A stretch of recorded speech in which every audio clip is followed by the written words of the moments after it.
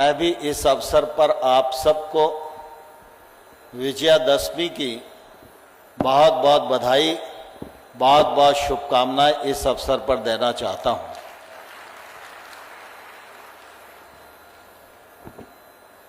आज हम सबके आदर और श्रद्धा का केंद्र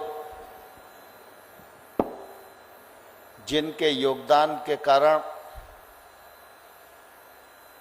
मां भारती के पैरों में पड़ी हुई प्रजातंत्रता की बेड़ियां कटी और देश को स्वतंत्रता मिली, ऐसे राष्ट्रपिता महात्मा गांधी जी का भी जन्मदिन है। मैं उनके चरणों में भी इस मौके पर नमन करना चाहता हूं, उनके प्रति श्रद्धा व्यक्त करना चाहता हूं। ऐसे पवित्र दिन पर विक्रांत विश्वविद्यालय में जितेंद्र महेश्वरी जी की उपस्थिति में कुलाधिपति जी ने विधि संवाद का कार्यक्रम आयोजित किया है।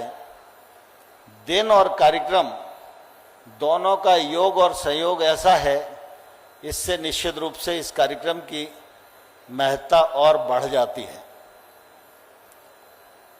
विधि और संवाद इस दृष्टि से अगर हम देखें तो हमारे सामने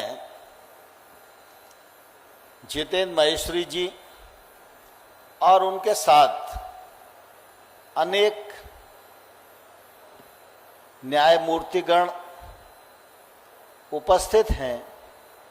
उनकी उपस्थिति इस बात का परिचायक है कि यह कार्यक्रम कितना महत्वपूर्ण है और वो इस कार्यक्रम के लिए निश्चित रूप से अधिकृत भी हैं, प्रश्न के लिए भी और जवाब देने के लिए भी और उद्बोधन और मार्गदर्शन के लिए भी। इसलिए इस कार्यक्रम में बहुत कोई लंबी बात की जाए, इसकी आवश्यकता मुझे प्रतीत नहीं होती। लेकिन कार्यक्रम है तो निश्चित रूप से मुझे कुछ कहना ही चाहिए।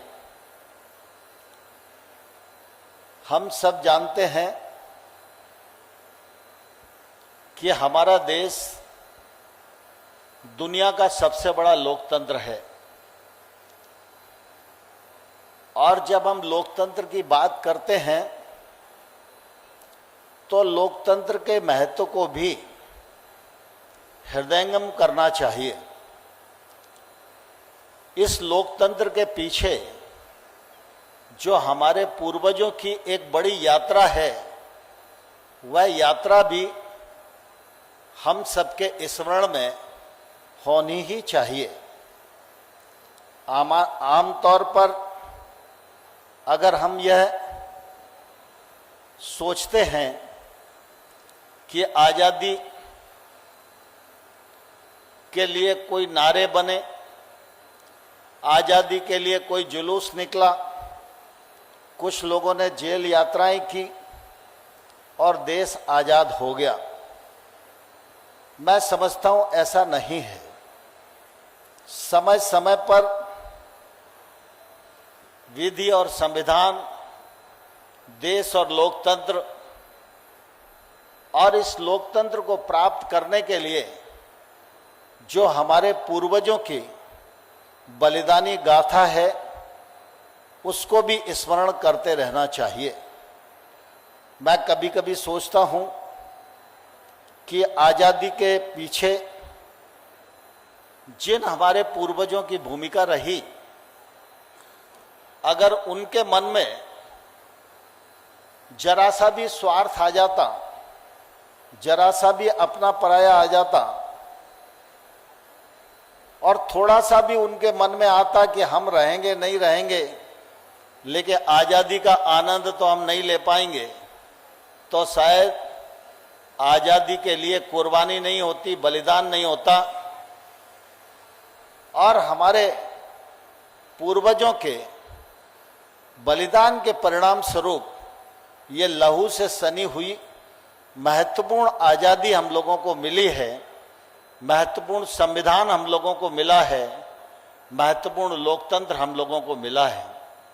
और इसलिए इस लोकतंत्र की सिर्फ रक्षा ही नहीं करना, इसको अक्षुण्ण बनाए रखना हम सब लोगों की जिम्मेवारी है। हमारे लोकतंत्र में संसद है, विधानसभाएं हैं, कार्यपालिकाएं हैं, न्यायपालिका है, पत्रकारिता है, ये सभी लोकतंत्र के घटक हैं। सबकी अपनी अपनी भूमिका है। सभी घटकों को शक्तिशाली बनाने से लोकतंत्र मजबूत होता है और लोकतंत्रात्मक ताकत बढ़ने से, गैर बराबरी समाप्त होने से देश आगे बढ़ता है। और जिस देश को विश्व गुरु बनाने की कल्पना हम सब लोग मन में संजोए रहते हैं, उसके पीछे निश्चित रूप से हर व्यक्ति के योगदान की आवश्यकता है।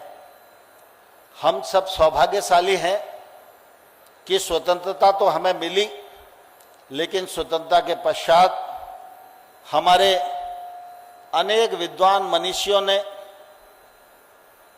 भारत को एक ऐसा संविधान दिया जो उस समय भी प्रासंगिक था और आज भी प्रासंगिक है और आने वाले कल में भी यह प्रासंगिक बना रहेगा। इतने बड़े देश में कई बार चूक होती है, कार्यपालिका से भी हो सकती है, संसद और विधानसभाओं से भी हो सकती है, लेकिन सबका भरोसा और सबका विश्वास हमारी देश की न्यायिक व्यवस्था पर है और हम इस पर गौरव कर सकते हैं। आप सब इस बात को भलीभांति जानते हैं कि आज भी व्यक्ति कार्यपालिका से निराश हो सकता है, लेकिन उसके मन में एक बात हमेशा रहती है, जब मैं न्याय के मंदिर में जाऊंगा तो इस देश का न्याय का मंदिर मुझे न्याय प्रदान करेगा। यह विश्वास आज प्रत्येक भारतीय के मन में निश्चित रूप से दृढ़ है। और जब न्यायपालिका की बात आती है तो न्यायपालिका के साथ भी पक्ष और विपक्ष वकील के रूप में होते हैं। स्वाभाविक रूप से हर वकील अपने मुवक्किल का पक्ष पूरी ताकत के साथ रखता है। एक पक्ष न्याय के पक्ष में होता है, एक पक्ष न्याय के पक्ष में नहीं भी होता है, लेकिन जो न्यायाधीश हैं उनको तर्कों के आधार पर न्याय करना होता है।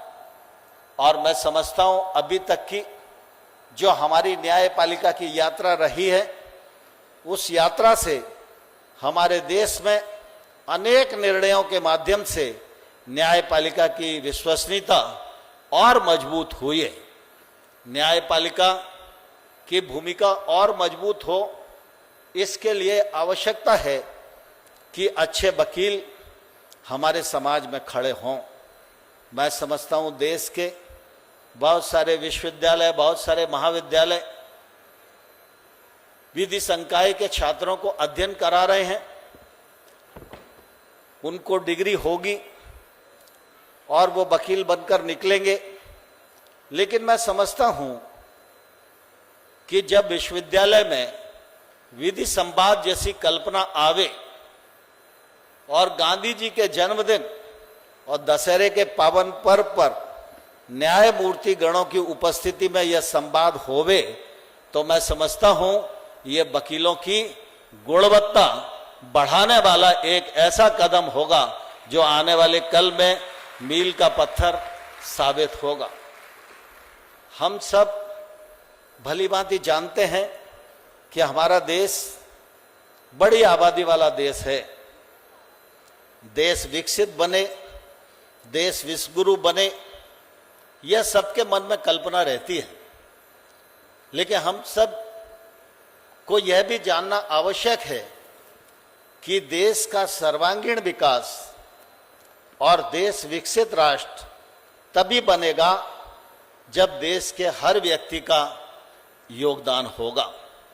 एक संस्था है, उस संस्था में एक चपरासी भी काम करता है और उस संस्था में एक सर्वोच्च अधिकारी भी काम करता है।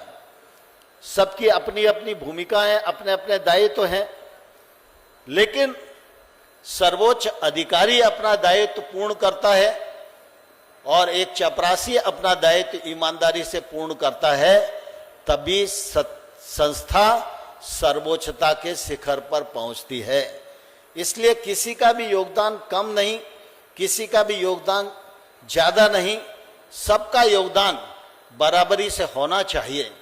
मुझे प्रसन्नता है, मैं प्रधानमंत्री जी के विजन को सलाम करना चाहता हूं। जहां एक और प्रधानमंत्री जी राफेल को खरीदने का निर्णय करते हैं, वहीं इस देश की आधी आबादी के घर में शौचालय बनाकर, उसको आवास दिलाकर, उसको गैर बराबरी समाप्त करने का काम करते हैं। यह जो मन का न्याय है, यह जो मन का न्याय है, यही न्याय देश को सर्वोत्तम शिखर पर पहुंचाने की यात्रा में एक बड़ा योगदान करता है। इसलिए हर छोटी से छोटी चीज को भी हम सब लोगों को समझने की आवश्यकता है। विधि संवाद के इस पावन पर्व पर जो हमारे विद्यार्थी भाई और बहन यहाँ उपस्थित हैं, मैं उनके उज्जवल भविष्य की कामना करता हूँ और मैं उन्हें यह आग्रह करना चाहता हूँ कि आप वकील बनो, लेकिन मन में यह नहीं रहना चाहिए कि साधारण वकील बन के ही अपने दायित्व की इत्सरी कर ली। वकील बनो, अच्छे वकील बनो, साखदार वकील बनो। आपकी साख जनता में भी हो और आपकी साख न्यायपालिका में भी हो। अगर ऐसा चरित्र योग्य रूप से हम अपना निर्माण करेंगे तो हम अपना भी भला करेंगे, अपने परिवार का भी नाम रोशन करेंगे और जो क्षेत्र हमने कार्य क्षेत्र के लिए चुना है, उस क्षेत्र के प्रति भी निश्चित रूप से योगदान करने में हम लोग सफल होंगे। इस अच्छे और गरिमामयी कार्यक्रम की आयोजना, कल्पना और उसको मूर्त रूप देने के लिए राकेश राठौर जी और उनकी टीम ने जो प्रयत्न किया और हम सब लोगों को इस अवसर का साक्षी बनने का अवसर प्रदान किया, उनको मैं हृदय से बहुत बहुत साधुवाद देता हूं। आप सबको पुनः दशहरे की बहुत बहुत शुभकामनाएं, दीपावली के पावन पर्व की भी बहुत बहुत अग्रिम शुभकामनाएं। बहुत बहुत धन्यवाद।